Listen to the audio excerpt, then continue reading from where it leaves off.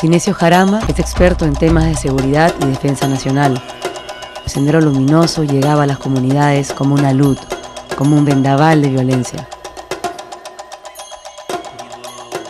¿Se sentía usted revolucionario en esa época? Nadie ha analizado realmente lo que se planteó como postulación del proceso revolucionario de la Fuerza Armada.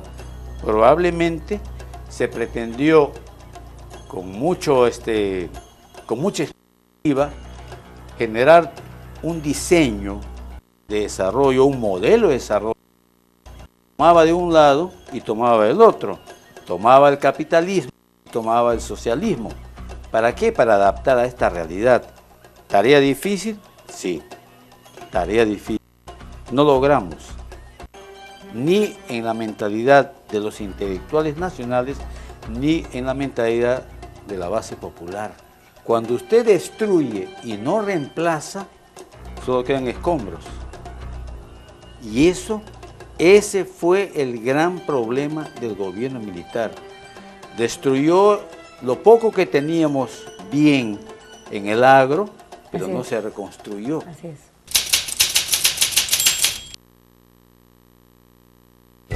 ¿Cómo vencer el terrorismo? ¿Cómo extirpar el cáncer? ¿Cómo sacar adelante, o mejor aún, sacar del pozo a este sufrido y hermoso país?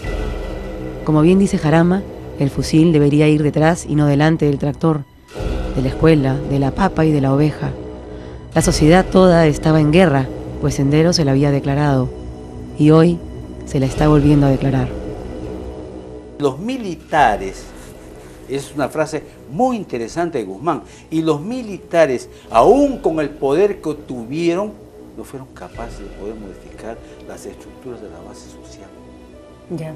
Y entonces, solo el fusil. Así se resume Solo el pensamiento de Gonzalo. O cuando menos el planteamiento de la guerra por parte del Sendero Luminoso. ¿Qué pasó con el país? Entonces la orden presidencial fue: persigan a los terroristas, maten a los terroristas, encarcelen a los terroristas y el terrorismo desaparecerá del país. Qué simplismo, ¿verdad? Claro. Qué simplismo, cuando la respuesta debió ser diferente. La respuesta debió ser de la misma categoría política como lo planteaba el adversario. O sea, vamos a modificar las bases sociales, la estructura político, económica y social de las bases sociales para que Sendero no tenga cabida y no pueda levantar banderas de reivindicación. Nadie lo entendió. Y nadie lo entiende todavía. Ah, bueno. ¿Qué tan inactivo fue el gobierno de Alan García y qué tan inactivo fue el gobierno de Belaúnde en esto? Exactamente, los dos son totalmente responsables de esto.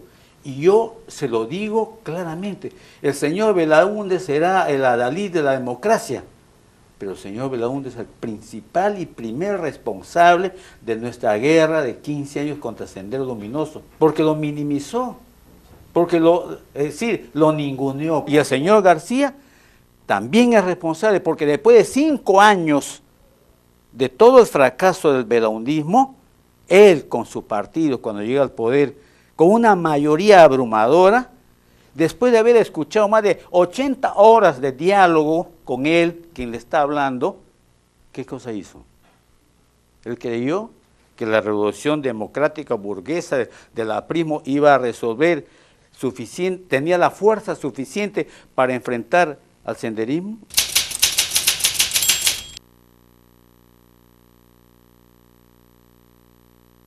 ¿Qué decisiones claves había que tomar en ese momento? Había que... muchas cosas.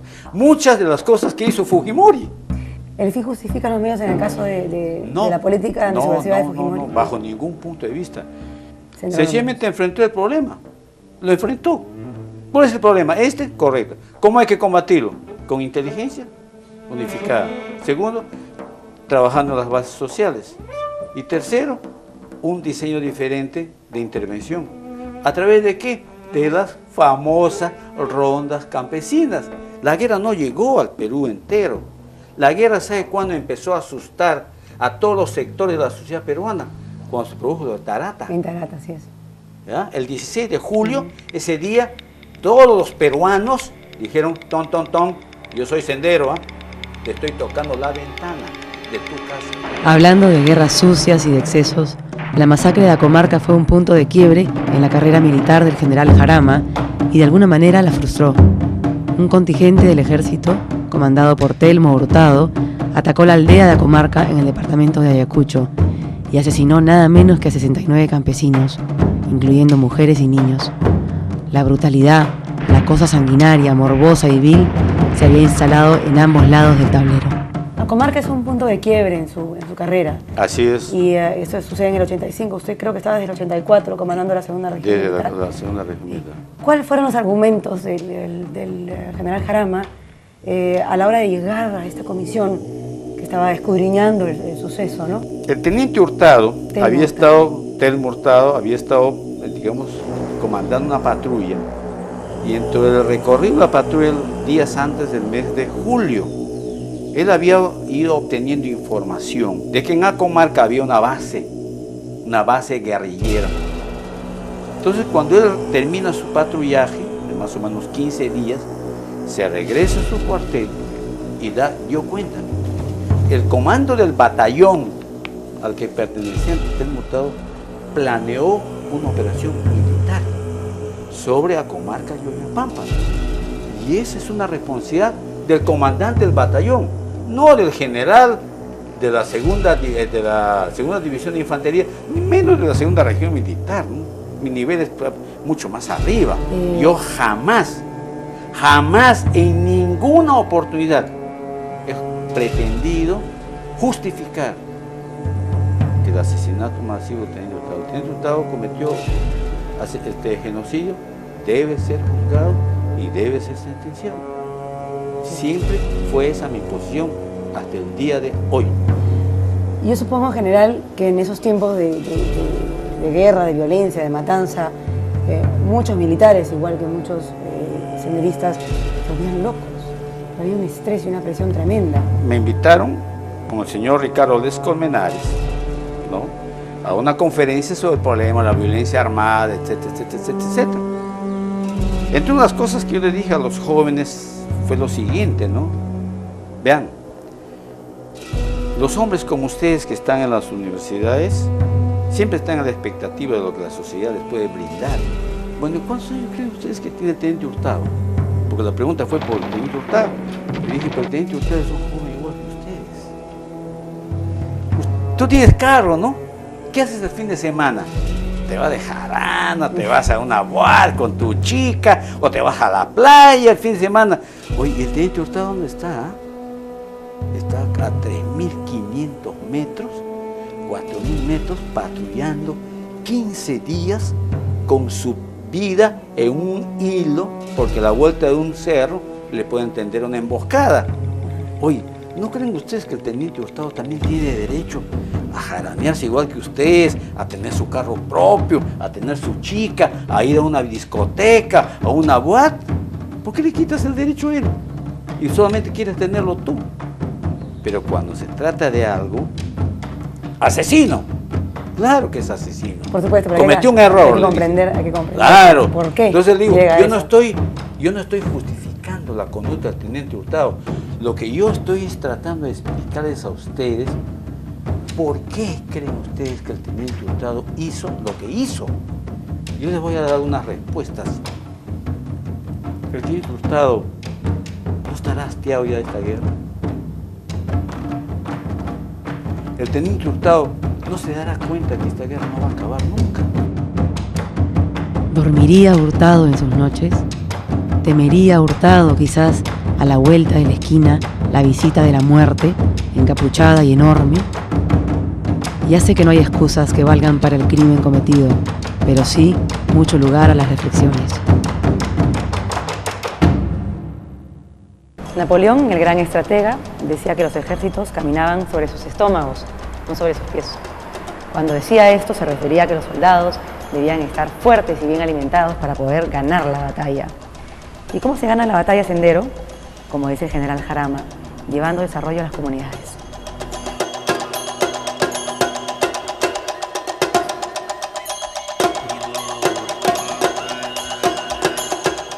¿Qué se está cocinando en el Perú de estos días? ¿Qué está ocurriendo en los márgenes del río N, en el río Tambo y a través del internet también? ¿Tendremos que sufrir los peruanos otra vez la guerra interna?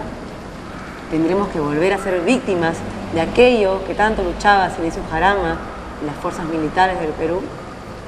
No nos merecemos esto los peruanos. Sigamos escuchando y recordando desde la voz del general Sinesio Jarama.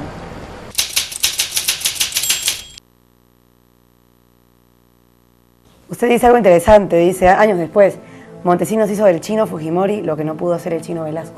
Exacto. Y ya vean ustedes,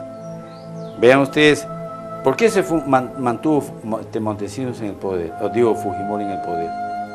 ¿Por qué?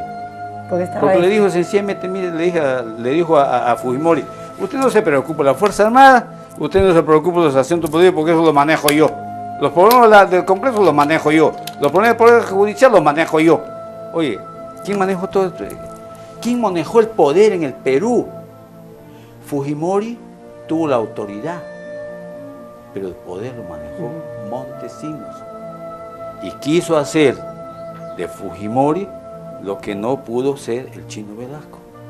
O sea, el revolucionario, el transformador, todo. Pero ellos tienen lo que concluyó en los millones de dólares. ¿Y todos estos millones, dónde quedarían? Es la versión lorcha de Los ricos también lloran. Hombres ilustres, poderosos, metidos en cana. El malo, siniestro y enorme, la amante, hasta ahora injustamente encarcelada, porque eso sí, en este país uno parece ser culpable hasta que se demuestre lo contrario, y mientras eso ocurre, estamos en la cárcel. Quisiera que usted me haga algún comentario sobre Chavín de Huántar, sobre la toma de la Embajada de Japón, ya hace unos años. ¿Qué tan de acuerdo puede estar el general Jarama sobre la entrada a la Embajada de Japón? Bueno, yo creo que la operación Chavín de Huántar es algo extraordinario. Y no porque haya sido ejecutado por miembros del ejército, que no lo fue, porque fue una combinación de un equipo combinado de fuerzas del ejército, de la marina y creo que también de la fuerza aérea, sino porque fue una operación bien planeada, una operación bien preparada, fue una operación que contó con la información y la inteligencia al día, al minuto, y su ejecución impecable. Impecable.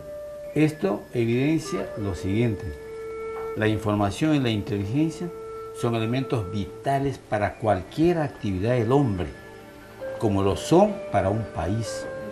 Entonces no es un problema de, ¿cómo se llama?, de renunciar o de despotricar o de minimizar o ningunear a la información y la inteligencia.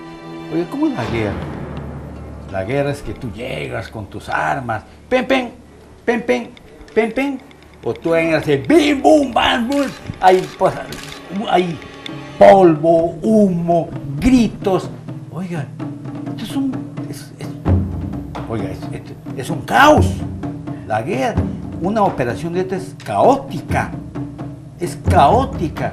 Entonces, pero la preparación fue tan buena que no se mataron entre ellos. ¿Se da usted cuenta? ¿Ya? Y oye, de ahí decir, oye, se rindió. Y si tú te das la vuelta, este hombre que está con el arma, por más que tenga el arma abajo, simplemente pen, chao.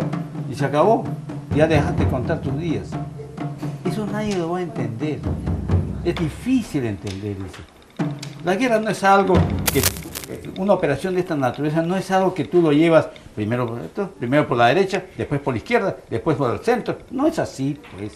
No es así. Cuando se desató la operación, oiga usted, la cosa va. Había que actuar. La cosa va, sí. Y actúas esto. Ahora, es probable, ¿no? Son 120 y tantos días que estuvieron.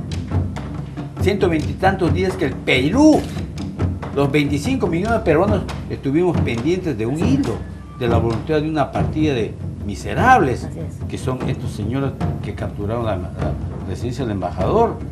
Entonces, yo le pregunto, ¿cuál es el estado de ánimo de ese combatiente? ¿Es el de un cura? es el de un sacerdote, es el que va a ver hoy cómo estás de ánimo, hermano, cómo te va, o eso, él entra pues a romper lo que encuentra, ¿no? Esa es la guerra, así es la operación militar, porque si tú no matas, te matan, sencillamente. El desenlace es ese, o tú matas o te matan. Así es. Qué tan valiente y qué tan eficiente es el gobierno de Toledo en torno al terrorismo incipiente, al terrorismo que podría eventualmente resurgir si es que no se pone yo le puedo decir la inteligencia. al presidente Toledo lo que siempre les he dicho a los tres gobernantes a quienes usted me preguntó, a los dos gobernantes. Hay que tomar las acciones adecuadas y oportunas. El presidente de la Nación decide el empleo de la Fuerza Armada. Decide el empleo de la Fuerza Armada. ¿Cómo qué? Como director de la guerra. Y para eso, él, en su facultad, nombra a su comandante de fuerza, que es el conductor de las operaciones. ¿Qué le diría usted al presidente Toledo? Que jamás se descuide. Presidente Toledo, jamás espere usted que Sendero sea una fuerza importante. Golpéele donde puede y cuantas veces sea posible. Cuando todavía está tierno, cuando está empezando a gatear. No deje usted que corra. No lo deje. Supuestamente el mundo progresa. La tecnología nos facilita la vida. Se descubren nuevas formas de batallar el cáncer. Casi queremos vencer a la misma muerte. Pero parece que los pitecántropos, esos primeros hombres, estaban mejor, pues afilaban huesos nada más que para cortar la carne que luego comerían. Quizás en vez de avanzar deberíamos retroceder unos cuantos millones de años. Aquellas buenas épocas en que un poquito de fuego y la piel y la carne de un bisonte nos eran suficientes.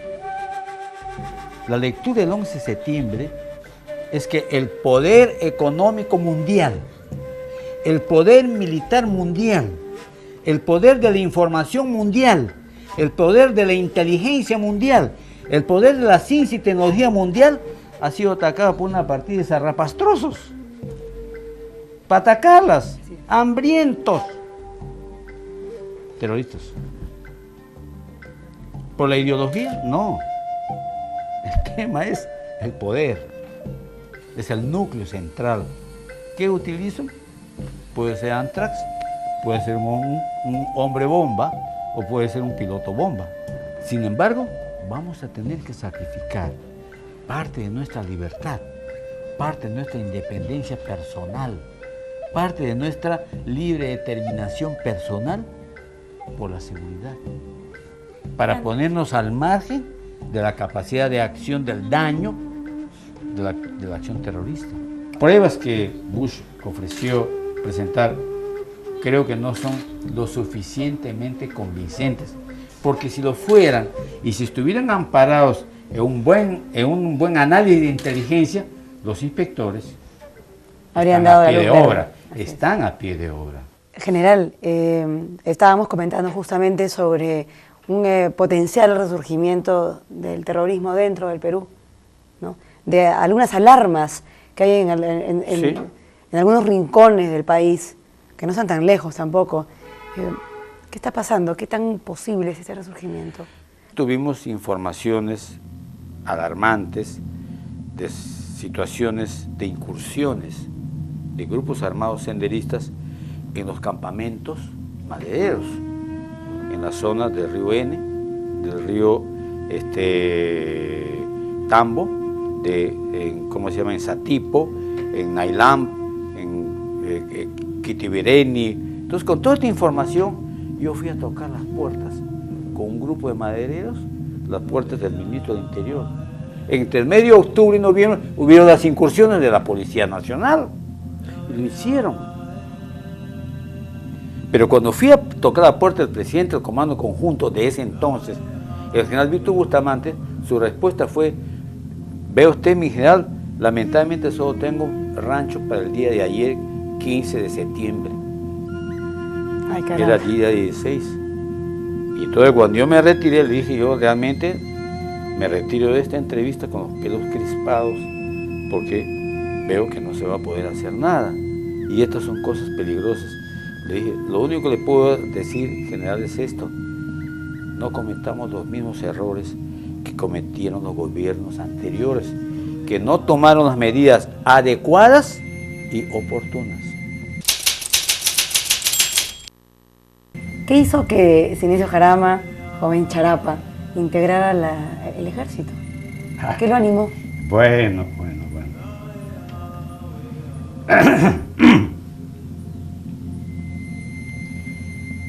Es que mis padres fueron muy pobres.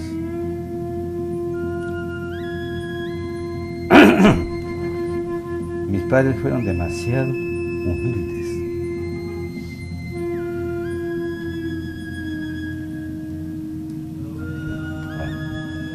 Yo vine a Lima porque el Rotary Club de Iquitos me obsequió un pasaje. Por eso vine a Lima. Si no, hubiese quedado vendiendo telas detrás de un mostrador, ¿no? Yo fui número 2 en mi colegio y vine con una orden de mi padre. Una orden de mi padre. Te presentas en la escuela militar. Así que me dediqué a estudiar.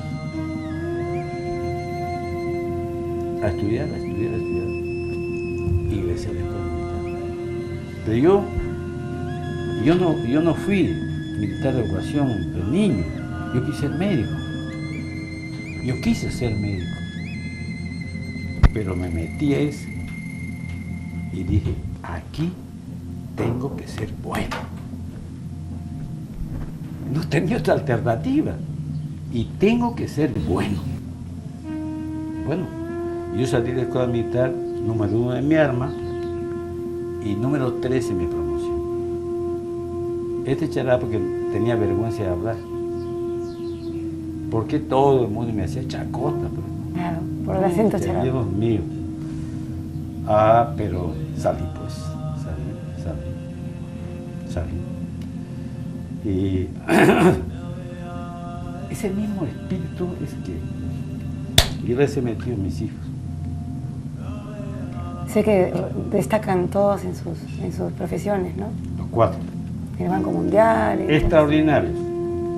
Los 4. Pero fue así. ¿Está contento con su vida? Yo le pido a Dios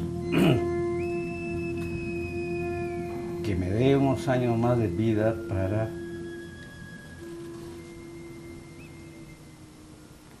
para presenciar el matrimonio de mis nietos. Eso le pido a Dios. Nada más eso. Nada más. Suficiente. Suficiente. Claro que sí.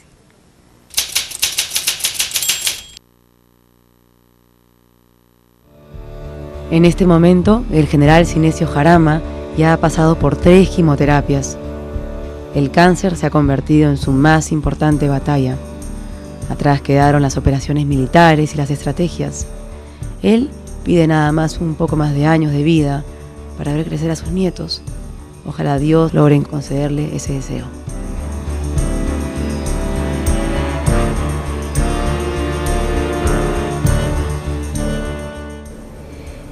¿Estaremos realmente tan calatos en el Perú, tan pobres? ¿Realmente no tendremos ranchos para llevar a nuestras tropas que están tratando de luchar contra Sendero Luminoso? ¿Habrá cambiado en algo el sistema desde que Sinesio Jarama recogía las declaraciones del gobierno? En realidad no lo sé. Tendría que averiguar hoy, pero este es un programa pregrabado y las cosas en el país cambian día a día. La Madre del Cordero siempre estará intentando llevar a sus hogares alegría, pero también realidad. Espero que les haya gustado este programa y los veo en la próxima edición de La Madre del Cordero. Cuídense.